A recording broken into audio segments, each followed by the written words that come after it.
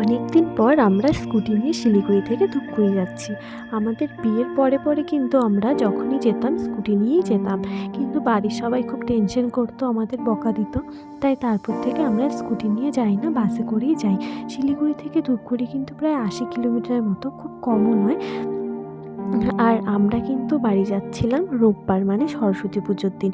এবার তো সরস্বতী পুজো দুদিনে পড়েছে, তো রাস্তায় দেখছিলাম অনেকে শাড়ি পরে বেরিয়েছে ঘুরতে। আর আমাদের বাড়িতে কিন্তু সোমবার দিন সরস্বতী পুজো করবে, তার জন্যই আমরা আজকে বাড়ি যাচ্ছি। আর দূরে ওই বিল্ডিংটা দেখতে পাচ্ছ সাদা রঙের, কত বড়! ওটা কি হচ্ছে বলো তো? ওটা জলপাইগুড়িতে একটা হাইকোর্ট হচ্ছে। অনেক দিন থেকে এটার কাজ চলছে, কিন্তু এখনও কমপ্লিট হয়নি। আর দেখে মনে হচ্ছে কমপ্লিট হতে আরও বেশ কিছুদিন সময় লাগবে। আর আমরা অনেকক্ষণ থেকে স্কুটি চালাতে চালাতে আর ভালো লাগছিল না, তাই তিস্তা ব্রিজে একটু দাঁড়ালাম রেস্ট করার জন্য আর একটু জল খেয়ে নেওয়ার জন্য। আর দেখো নদীর জল পুরো শুকিয়ে গেছে, ওদিকে বালি দেখা যাচ্ছে। আর ওই দেখো দূরে ট্রেন আসছে। ছোটোবেলায় যখনই ট্রেন যেতে দেখতাম, এটাতেই কত খুশি হয়ে যেতাম।